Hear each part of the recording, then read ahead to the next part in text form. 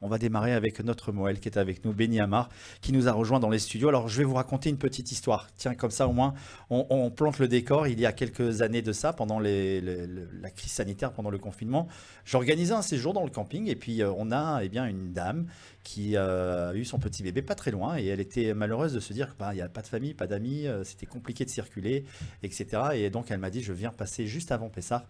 Est-ce qu'on peut organiser la Brit Mila du petit au camping? Et j'ai dit, ah ouais. Ah ouais, et puis là, j'appelle plein de monde, et t'as un monsieur qui s'appelle Benny Amar qui vient et qui discute même pas. Il fait des kilomètres et des kilomètres, et il arrive pour célébrer eh bien cette Brit Mila à la veille de Pessah. C'est-à-dire, c'était Pessah rentrait le vendredi soir, et le vendredi matin, il est arrivé. On a fait donc un bel office, vraiment une très très belle cérémonie. Il y avait tout ce qu'il fallait, le petit déjeuner, et donc Benny, avec, c'est un beau souvenir. C'est un très beau souvenir et puis surtout que c'était beau de voir tous ces gens et Ouais. surtout cette maman Bien près du micro, hein. avec donc bien sûr son mari qui était émerveillé en fait on voyait la joie dans leurs yeux. Leur Ouais. fils a pu avoir donc la Brit Mila 8 jours dans un camping malgré la crise Covid Ah bah oui, c'était compliqué. dans des conditions à la rique parfaites, tout était parfait et puis bon il y avait une grande émotion, il y avait des gens qui se sont rapprochés également. Une Brit Mila, c'est l'alliance. Et moi, ce que j'ai vu justement dans cette Brit Mila, c'était une alliance avec. Il y avait des séfarades, des ashkénazes, des religieux, des moins religieux. Il y avait tout le monde. Tout le monde voulait participer à cette Brit, comme si c'était eux, quasiment les Moalim. Hein, c'était tous ensemble.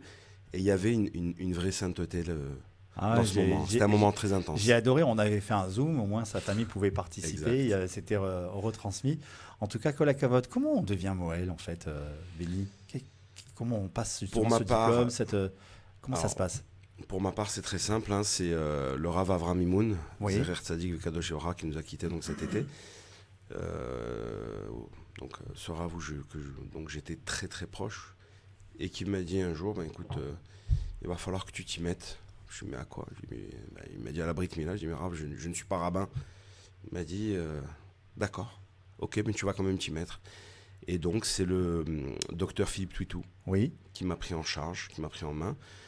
Donc il m'a appris la Brit Mila en bloc opératoire, donc tout ce qui était pratique, l'aspect pratique c'était en bloc opératoire, d'accord, donc à la clinique Vercoto. oui. Et Combien de ça temps a duré quasiment, combien de temps? ça a duré quasiment 3 ans. 3 ans. 3 ans, 3 ans de une formation, semaine par mois. d'accord. J'ai dû en faire ouais, j'en ai fait des milliers, parce qu'en fait, en bloc opératoire, on arrive à voir toutes les Brit Milotes possibles et imaginables, pas que sur des juifs, hein, sur des D'accord. juifs, des non-juifs, parce que tout le monde, hein, des fois, il faut le faire de la circoncision. Et donc, j'ai appris toutes les Brit Milotes, tous les cas de Brit Milotes. Les halachot et les cas pratiques, je les ai appris avec le Rav Avar Mimoun, c'est Tzadik Kadosh Varacha, et donc la pratique avec le docteur Philippe Tuitou, qui nous a malheureusement quitté aussi également. Zichoto, Taganane. Et si tu veux, la Brit Mila, ce n'est pas qu'un geste chirurgical. C'est vrai qu'il y a un geste qu'il faut faire, d'accord? On coupe, on fait une pria, on fait tout ce qu'il faut. Oui, il y a tout l'aspect Mais spirituel, il y a tout ce qu'il y a autour. il y a l'aspect pratique C'est-à-dire aussi. que, ok, très bien, j'ai presque envie de te dire, quelqu'un là, qui n'a pas peur du sang, quelqu'un qui est solide, il va y arriver. C'est pas un problème. Mais il n'y a pas que ça. Une Brit Mila, c'est ce qu'on va donner au bébé. On donne au bébé. Mhm. On donne à la famille. On parle avec la famille. Il y a des familles qui ne sont pas forcément ultra religieuses. Oui, Il y a des gens qui se disent, voilà, on sait qu'on doit faire une circoncision à 8 jours, ok, c'est bien, et alors? C'est un moment pour nous, Moalim, justement, d'attraper cette famille, de parler avec cette famille, de comprendre cette famille, et de les rapprocher au maximum en étant assez fins, en leur donnant l'amour, justement, mais on leur dit, mais est-ce que vous faites ça parce qu'il faut le faire à 8 jours, ou parce que on va vous rentrer un peu d'amour avec ça? Et dans 100% des cas, ouais. les familles sortent d'une Brit Mila avec un plus. Bon, on voit la maman, bon, déjà, elle est stressée, hein. Je te plante pas le décor. Un des premiers aspects et un des premiers rôles d'un Moël, c'est de déstresser tout le monde. Tout va bien se passer. C'est Eliaou c'est Hachem qui va tout faire. Nous, Bien on est sûr. là uniquement, on est un maillon. Il faut juste faire comprendre aux familles que il y a ce moment de sainteté, d'accord, c'est un ordre divin, d'accord. Il y a Eliaou qui est avec nous. On doit planter un décor de sainteté. Et on doit Ce que la mère va ressentir, le bébé va le ressentir. Il y a des papas qui sont stressés, il y a des familles qui sont stressées. Il y a des familles, je vais pas m'étaler aujourd'hui, mais il m'est arrivé un jour de faire avec justement le Rav Mimoun, le grand-père, le père et le fils. On a fait les trois en même temps. Chez Claude Alleli, je me rappelle. C'est canon. Voilà, parce qu'on a fait le petit, et puis le père a dit ben, moi j'ai pas fait, le grand-père n'a pas fait. Donc il y avait là-bas les anesthésistes, on a fait les trois en même temps. Et on les a appelés Avraham, Yitzhak et Yaakov. Canon. Voilà, c'est la sainteté que le Rav avait plantée ce jour-là. Ouais. On était prêts, c'était un moment très intense. Où un juif, c'est un juif. Peu importe. Venez comme vous êtes. Venez comme vous êtes. Tu connais le slogan. Bien sûr que je connais ce slogan. Ah oui. Nous, aujourd'hui, on se dit, bah tiens, allez, j'ai fait la bride de mon fils, j'ai été à la bride de mon neveu. Il faut savoir que ce n'est pas quelque chose d'anodin. On se prépare à une bride. Bien sûr. Voilà, je sais que pour ma part, par exemple, on ne dort pas la veille, on se prépare, il y a le Zohar, il y a une étude particulière à faire. Tu as toujours une appréhension, quelque part, avant de faire une bride? Ce n'est pas une peur, c'est une crainte de tout donner au bébé, de faire bien les choses. Le jour où je n'ai plus cette crainte, je m'arrête. Ce n'est pas un acte chirurgical. Si ce n'était qu'un acte chirurgical... Il y a tout cet aspect spirituel, la chaise d'Eliyahu Hanavi. Il y a la chaise d'Eliyahu Hanavi, il y a les familles autour, il y a la bara. On rentre quand même un nouveau prince d'Israël avec nous. Ça peut être le Mashiach, ce petit. Est-ce que tu as une histoire qui t'a marqué? Alors on a abordé celle du camping, mais avec ces nombreuses Brit Milot que tu as fait durant ces dernières années, oui. Est-ce qu'il y en a une aussi particulièrement qui t'a marqué? Oui. Il faut savoir quand même que tous les élèves du Rav Mimoun, on est tous Moalim, mais bénévoles. Oui. On ne prend pas d'argent. Zéro. Il est hors de question de prendre 1 euro pour une Brit Mila. Au contraire, tu imagines, Patrick, si demain on fait la Brit du Mashiach ou d'un énorme Rav qui va arriver, comme imagine un peu le Moël de Rav Odia Yosef. Tu imagines s'il avait pris de l'argent. Il a vendu ça 100 euros, 200 euros, 1000 euros, peu importe. Il a fait la Brit Mila de Rav Odia Yosef. Regarde ce qui est arrivé. Aujourd'hui, mais tu fais la bride peut-être au Mashiach. Oui, il y a une bride qui m'a marqué, c'était ma femme venait d'accoucher, oui. Donc de mon 4e garçon. Et le Rav, 2 jours après, me dit, c'était une semaine avant Sukkot. Il est né 2 jours avant Kippour. Et ma femme, donc, on devait faire la bride, donc le premier jour de Sukkot. Et le Rav m'appelle, me dit, Benny, il faut partir en Guadeloupe. En Guadeloupe? Je dis, mais pourquoi faire? Au soleil. Il m'a dit, parce qu'il y a une Brit Mila à faire, tu pars demain matin, le billet est déjà dans ta boîte mail, et tu reviens le vendredi, donc veille de la Brit. Donc ma femme en folie qui me dit, mais ça va pas, mais t'as craqué. Tu vas où? J'ai couché, dans 48 heures, je suis là. Donc imagine-toi le traiteur, les machins, c'était une galère pas possible. Et le Rav m'a dit, tu pars, c'était une Brit Mila qui était très compliquée, d'accord? Je ne veux pas rentrer dans les détails, où la peau était collée, on avait un phimosis des 4 côtés, enfin c'était terrible. Et la personne qui était sur place en Guadeloupe m'a dit oh, Rav, je me sens pas de la faire, je vais pas y arriver. Donc je suis monté là-bas, j'arrive en Guadeloupe, je vais voir donc le Rav sur place, on discute ensemble, et je lui montre comment on fait justement cette brite, et je lui montre aussi également d'autres brites avec d'autres techniques. Si j'ai pas eu cette technique en bloc opératoire, d'accord, comment faire cette brite, jamais j'aurais pu la faire. Et ce Rav justement, tout s'est bien passé, je suis revenu, bon, tant bien que mal en France. Mais ce Rav aujourd'hui, il m'appelle, il me dit, tu sais Benny, grâce à ça, d'accord, j'ai pu également former le rabbin de Miami, le rabbin des alentours qu'il y avait là-bas. Bien sûr. Et on arrive à avancer. En fait, il y a également cet aspect entre Moalim de transmission, de solidarité, d'aide. Il faut savoir qu'on doit tout faire pour ne jamais repousser une Brit Mila à 8 jours. On doit tout faire. Parce qu'il faut savoir que à ce moment-là, il y a un Satan qui se met en place. Il y a un Yetzer Hara qui est là et qui va tout faire pour embrouiller les parents. Le prénom, je suis pas d'accord. Le syndac, je suis pas d'accord. La salle, je suis pas d'accord. Le traiteur, je suis pas d'accord. Le Moël, je suis pas d'accord. Et à la fin, ça fait boum. Boum, boum, boum. Mais pour rien. Et le rôle du Moël aussi, c'est également d'apaiser. De prendre les rênes de la Brit Mila. À partir du moment où on prend le bébé, où on nous a nommés, jusqu'à que le bébé aille bien, c'est-à-dire que le pansement tombe, qu'il n'y ait plus de saignement, que tout est OK, c'est notre enfant. On ne laisse pas tomber un bébé. Voilà.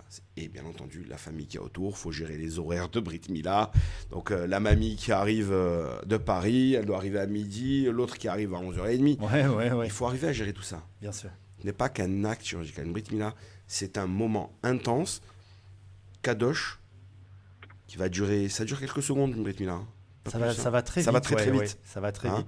Tu l'as bien vu, ça allait très très vite. Ah oui. Mais il faut que également tous les autres paramètres soient bons. C'est-à-dire qu'il faut que de A à Z tout se passe bien. Et ça, c'est le rôle d'un Moël.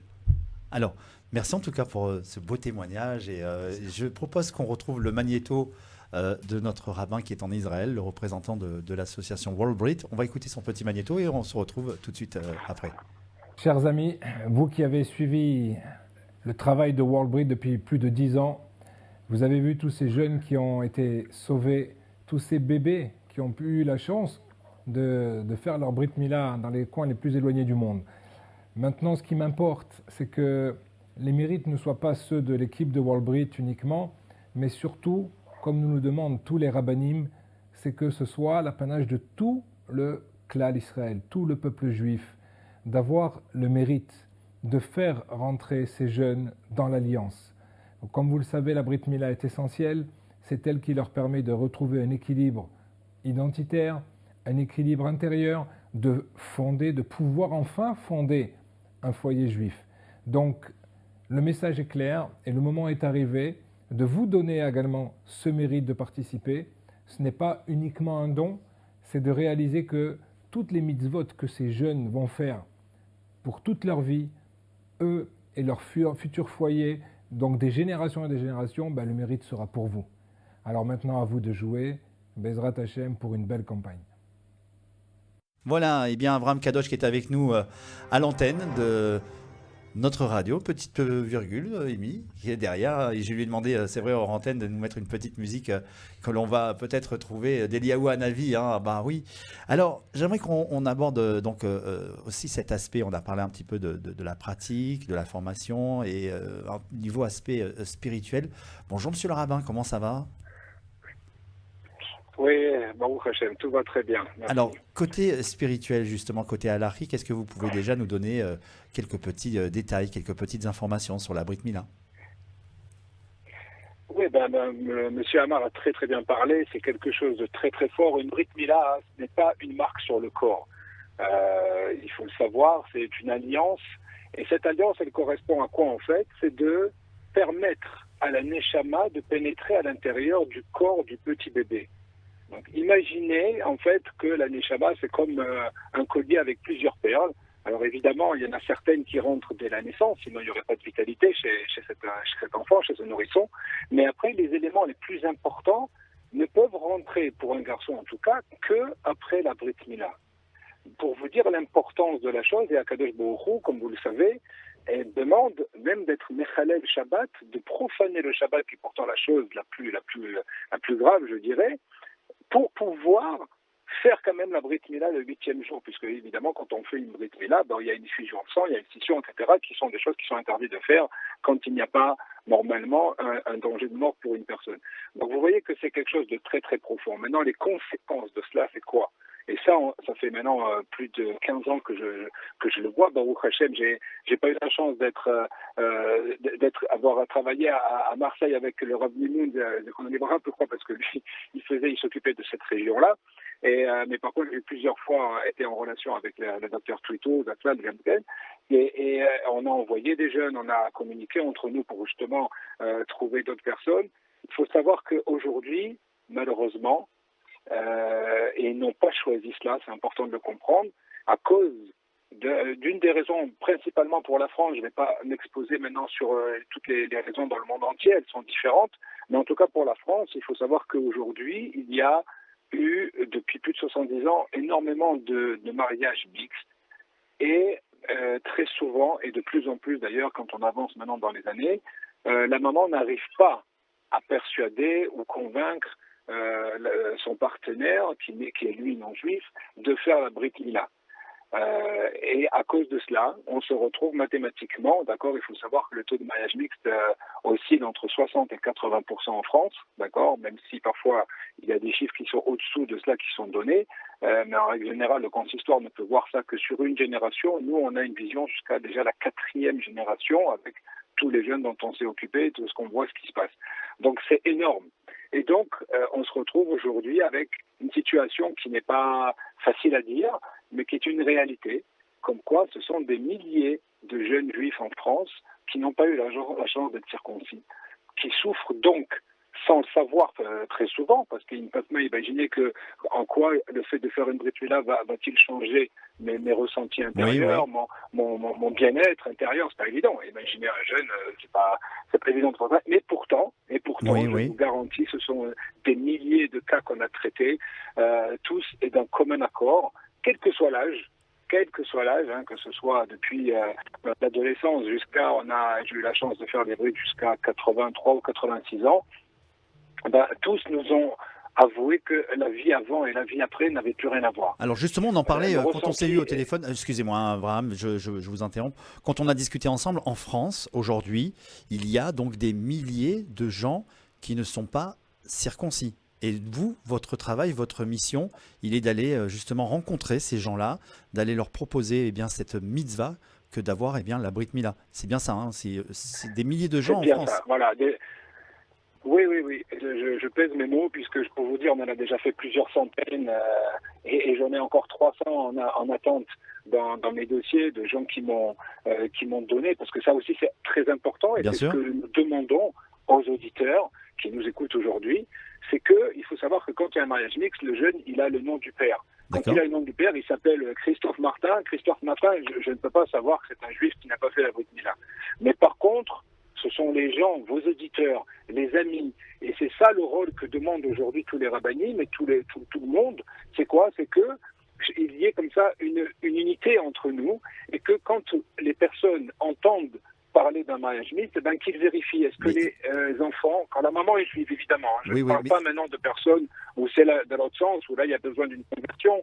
Là, World Brit ne s'occupe pas de cela, il faut passer par la rabbanoute, et ensuite, en fin de processus, à la limite, on pourra les aider à faire leur Brit, mais là, il n'y a pas de problème. Mais ça s'appelle une conversion. Là, je parle de juifs à 100%, dont la maman est juive, qui n'ont pas eu la chance d'être circoncis. Qu'est-ce qui s'est passé quand vous les rencontrez, justement? Qu'est-ce qui s'est passé exactement? Comment ça se fait qu'à l'âge de 7 jours, hein, normalement, l'âge où on fait la Brit Mila, ces jeunes garçons qui ont des mamans juives n'ont pas pu peut-être avoir la Brit Mila? Qu'est-ce qu'ils vous disent quand vous les rencontrez? Quelles sont leurs raisons? Non, mais en règle générale, eux étaient trop jeunes pour savoir quelle était véritablement la raison. Mais en fait, en 81%, c'est parce que la maman n'a pas réussi à convaincre le papa de le faire. D'accord. C'est-à-dire que c'est très dur pour une personne non juive d'aller faire quelque chose, un tel geste, qui est quand même, comme vous avez dit, c'est quand même un système, je veux dire, c'est une scission opératoire. C'est pas évident pour un père de laisser faire cela. Bien sûr. Même s'il y a beaucoup de non-juifs, comme l'a dit le monsieur Amar, qu'il y a beaucoup de non-juifs aussi qui font la circoncision. D'accord? Mais donc, comme c'est le père aujourd'hui, c'est lui qui prend le dessus, les mamans, en règle générale aussi, quand elles sont dans ce type de relations, elles se sont évidemment assez éloignées de la communauté. Et donc, voilà. Et encore, on arrive à un problème, c'est que les jeunes restent comme ça, grandissent comme cela, et c'est là après que les troubles arrivent. Et on le voit parce qu'il y a des symptômes qui sont clairs. Et quand je parle avec ces jeunes, d'accord, puisque le gros de notre recherche, c'est évidemment les jeunes qui ont entre 18, 20 et 30 ans, d'accord, on va faire tout le monde, et on recherche tout le monde. Mais c'est là où c'est important d'essayer de les remettre tout de suite et de les recadrer vers la communauté, parce que c'est des jeunes, en fait, qui souffrent, mais ils ne savent pas d'où vient cette souffrance. Et eux, étant donné qu'ils n'ont aucun système comparatif, ils sont persuadés que tout le monde est comme cela. Et pourtant, ils ont des symptômes très clairs. Et quand on leur parle de ces symptômes, ils sont abasourdis. Ils sont abasourdis. Ils disent, mais comment vous savez ça? Vous ne connaissez pas? Est-ce que ma mère vous a parlé? Alors, pourquoi? Tout simplement parce qu'on touche au niveau de la neshama. Or, au niveau de la neshama, c'est une réalité. Les gens, quand ils parlent du spirituel, ils ont l'impression que c'est quelque chose de très vague, de très bon, comme ça. Mais c'est faux. La spiritualité, chez nous, elle est quelque chose de très concret. Très concret, c'est quelque chose de très concret. Et donc, il y a une réalité spirituelle. une personne à qui manque, par exemple, qui ne mettrait pas les tefilines et qui a l'habitude de les mettre, il va sentir un manque. Pourquoi? Parce que l'énergie qu'il reçoit par cette mitzvah tous les jours, il la perd. De la même façon qu'on reçoit de l'énergie physique à travers les aliments et autres, et qu'on a besoin pour le maintien du corps, à plus forte raison au niveau spirituel. C'est quelque chose de beaucoup plus fort et qui peut entraîner donc des troubles. Et donc c'est pour ça Wallbrit a été créé. Moi aussi, je vous avoue que je suis tombé des nues quand j'ai commencé à créer cette association en 2008. 2009, on a commencé à opérer. On a commencé à monter tout un réseau. On a des cliniques aujourd'hui dans toute la France, même en Belgique, même en Suisse, au Canada, etc., qui nous permettent de faire cela le plus rapidement possible. Et donc Wallbrit, dans le monde entier aussi, hein, vous intervenez dans le monde entier, parce qu'on parle de la France, des milliers de gens qui sont passés à dans le monde entier. Dans le monde entier. Alors, je vais proposer qu'on écoute une petite musique sur la Brit Mila. Et c'est vrai que le temps passe très vite, on pourrait passer plusieurs demi-heures, des heures même à discuter de tout ça. Mais petite musique, et évidemment, on se retrouve tout de suite après pour le mot de la fin. On écoute une musique sur la Brit Mila. Et tu nous as trouvé quelque chose, Amy? Ouais, de sympa. J'adore. הנה אנוכי שולח לכם את אליהו הנביא לפני בוא יום השם הגדול והנורא. הנה אנוכי שולח לכם את אליהו הנביא לפני בוא יום השם הגדול והנורא. והשיב לבבות על בנים ולב בנים על אבותם. והשיב לבבות על בנים ולב בנים על אבותם. Très très belle musique hein, que tout le monde connaît. Hein. Béni, tu connais cette chanson, hein, évidemment. Oui, un petit peu. Et Cécilia, oui. Monsieur le rabbin, vous qui êtes avec nous en ligne, on la connaît cette chanson. Quels sont les chants que vous chantez? Alors, on a posé tout à l'heure la question à Béni. Il y a des très beaux chants spirituels que l'on chante. Eliyahu Hanavi, Elia, j'adore. On invoque la sainteté, on invoque Hachem. On remercie Dieu justement d'être dans ce moment intense. Il faut justement, c'est un moment que comme je l'ai dit tout à l'heure, on peut passer des jours et des jours sur la Brit. On rentre dans l'alliance d'Hachem. On fait tout avec la Brit. On fait tout. On est pardonné à Kippour quasiment grâce à notre Brit. On fait tout grâce à la Brit. Donc c'est le moment où Avraham Avinu a fait la Brit Mila, Hachem s'est dévoilé à lui. Bien sûr, bien sûr. Un moment plus intense et plus important, j'en vois pas. Alors, c'est déjà presque la fin de notre émission, ça va très très vite. Je sais que Wallbrit organise une très grosse opération, donc Shahidi, qui permet justement d'aider aux actions de la communauté. Alors, Alodon, pas Shahidi. Alodon, pardon, autant pour moi, Alodon. Donc Cécilia a les coordonnées de Alodon. Est-ce que Cécilia, tu peux nous rappeler justement les coordonnées, comment on fait pour pouvoir effectuer un don pour Wallbrit? Donc on peut aller sur le site de worldbrit.net où il y a donc le lien Alodon. Pour permettre justement en fait à ces jeunes juifs qui n'ont pas eu leur Brit Mila, la chance d'avoir leur Brit Mila, de pouvoir le faire. Et c'est justement la particularité du peuple juif, c'est l'unité et c'est aussi de pouvoir réparer. Alors ensemble, réparons. Voilà, en tout cas le message est diffusé. On va remercier l'ensemble des personnes qui sont venues avec nous. C'est la dernière petite minute que je vous... Juste pour que les gens comprennent par rapport à ça, cette campagne, c'est que si on a besoin en fait de ces budgets, parce que justement on propose gratuitement ces interventions chirurgicales qui elles coûtent très cher à tous ces jeunes qui déjà psychologiquement ont du mal à venir jusqu'à la Brit. C'est pas évident de faire une Brit et une opération chirurgicale, surtout à cet endroit-là quand on a 20 ans, 25 ans. Mais si en plus on leur met une barrière financière de plusieurs centaines ou milliers d'euros, alors c'est fini. Alors c'est pour ça qu'on a besoin de ces budgets pour justement arriver à faire ces Brit Milot. Et tous ceux qui parrainent une Brit Mila, on leur propose également de venir d'être sandak de ce jeune avec nous au bloc opératoire et c'est quelque chose d'extraordinaire parce que comme disait Monsieur Amar, sur un bébé ça dure 30 secondes, mais sur un adulte c'est quand même un quart d'heure avec Eliyahu Hanavi et ça il faut pas le rater. Eh bien, merci beaucoup en tout cas, c'est la fin de notre émission. Merci de nous avoir suivis. Je vous rappelle que la semaine prochaine, nous aurons le plaisir de se retrouver pour un tout nouveau numéro du journal communautaire spécial Hanouka. On va vous parler de tous les allumages, de toutes les Hanoukiotes qui vont être installées partout dans Marseille avec des allumages publics. Mais en attendant, eh bien, je vous rappelle que Shabbat rentrera à 16h45, sortira à 17h52, que la paracha, c'est Vaishlar. Je vous dis Shabbat Shalom.